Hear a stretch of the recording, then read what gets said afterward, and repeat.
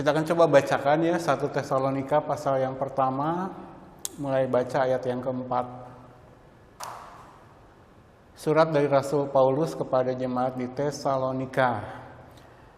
Dan kami tahu, hai saudara-saudara yang dikasihi Allah, bahwa Ia telah memilih kamu.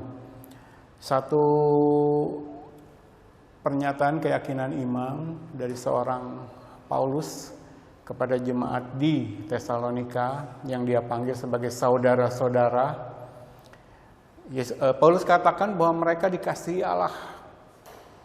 Paulus katakan dia tahu pasti bahwa jemaat di Tesalonika adalah jemaat yang adalah pilihan Allah ya, dikatakan dikasihi Allah dan Ia telah memilih kamu. Paulus sedemikian yakin, memiliki keyakinan iman bahwa jemaat di Tesalonika yang dia kirimi surat ini adalah orang-orang percaya sungguh ya, percaya iman Kristennya benar. Mereka adalah orang-orang pilihan Allah ya. Ayat yang pertama, yang keempat ya, katakan seperti itu. Lalu Paulus mengutarakan alasan dari ia tahu bahwa jemaat di Tesalonika adalah jemaat yang dikasihi Tuhan dan merupakan jemaat pilihan Allah. Ayat yang kelima, sebab Injil yang kami beritakan bukan disampaikan kepada kamu dengan kata-kata saja, tetapi juga dengan kekuatan oleh Roh Kudus dan dengan suatu kepastian yang kokoh. Ayat yang keenam, dalam penindasan yang berat, kamu telah menerima firman itu dengan sukacita yang dikerjakan oleh Roh Kudus, sehingga kamu telah menjadi teladan untuk semua orang yang percaya di wilayah Makedonia dan Akaya. Lompat ke pasal 2 ayat yang ke-13, dan karena itulah kami tidak putus-putusnya mengucap syukur juga kepada Allah, sebab kamu telah menerima firman Allah yang kami beritakan itu, bukan sebagai perkataan manusia, tetapi, dan memang sungguh-sungguh demikian, sebagai firman Allah yang bekerja juga di dalam kamu yang percaya. Nah, di sini Paulus mengatakan bahwa dia tahu bahwa jemaat Tesalonika adalah jemaat yang dikasihi Allah. Dia tahu bahwa jemaat di Tesalonika adalah jemaat yang merupakan orang-orang pilihan Allah. Dari mana dia tahu? Dari bagaimana jemaat Tesalonika menerima berita Injil ya, menerima pengajaran firman. Paulus katakan pemberitaan firman yang dia lakukan bersama kawan-kawan penginjilnya bukan sekedar disampaikan dengan kata-kata saja. Di sana ada kekuatan, ada kuasa Roh Kudus ya. Ada satu kepastian ketika Injil, ketika kebenaran firman diberitakan ya, diajarkan.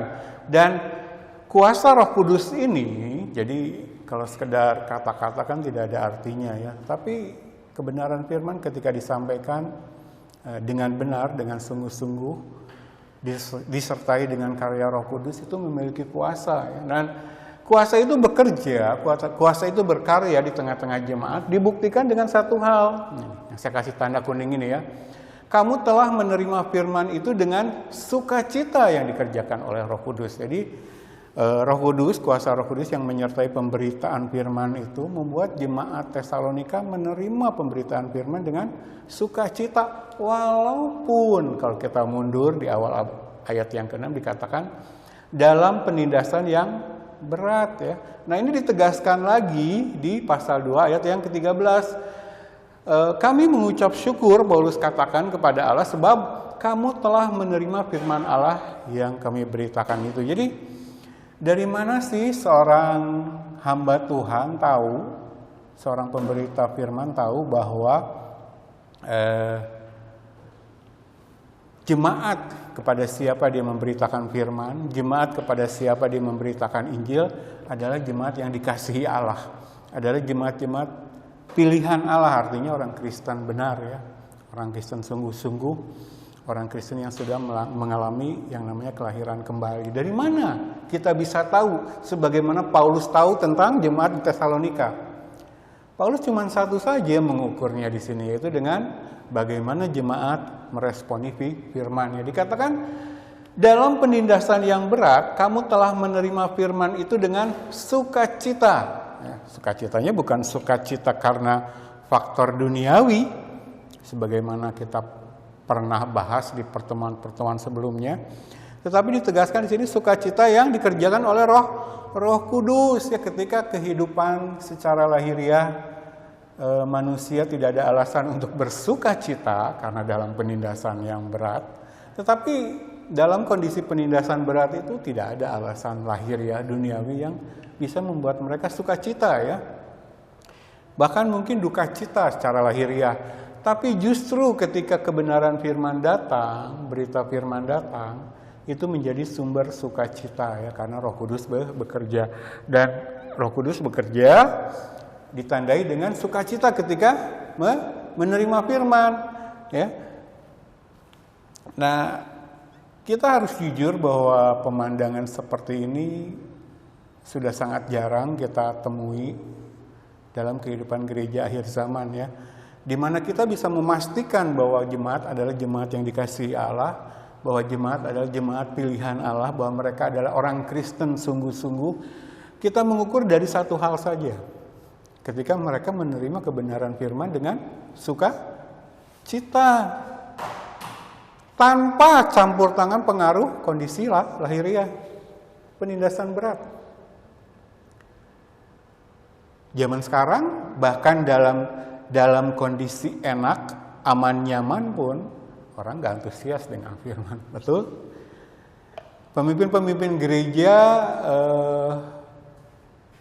membuat ruang ibadah sedemikian dikatakan supaya jemaat nyaman beribadah, betul ya? Tapi di tengah segala kenyamanan itu, kita jarang melihat satu pemandangan seperti jemaat Tesalonika, di mana mereka menerima firman dengan penuh dengan sukacita ya. Saya sampaikan kepada jemaat yang saya layani kemarin, Alkitab firman Allah hidup di dalam Kristus tidak menjanjikan kita bebas masalah. Contoh jelas ya, jemaat Tesalonika mengalami yang namanya penindasan berat. Tetapi justru di tengah-tengah segala masalah, tantangan hidup, pergumulan hidup, penindasan berat seperti yang dialami jemaat Tesalonika, kalau ini ya cara mengukur seorang Kristen yang sungguh-sungguh Kristen. Kalau dia adalah Kristen yang sungguh-sungguh, maka pemberitaan firman akan menjadi sumber sukacita ya. Nah, saya pernah sampaikan beberapa tahun yang lalu, kalau tidak salah ya, awal-awal saya bertugas menyampaikan firman di Cilengsi ini, bahwa tidak ada mengasihi Tuhan Yesus tanpa mengasihi firman ya. Firman itu menjadi respon jemaat terhadap firman, itu menjadi salah satu ciri yang paling gampang dilihat. Apakah dia orang Kristen sungguh atau bukan? Apakah dia sungguh-sungguh mengasihi Yesus atau tidak? Jadi paling kelihatan gitu ketika dia meresponi firman. Jadi kalau ada jemaat berkata bahwa dia mengasihi Yesus, tetapi kita tidak melihat itu tampak dari responnya, sikapnya terhadap firman, itu perlu dipertanyakan ya.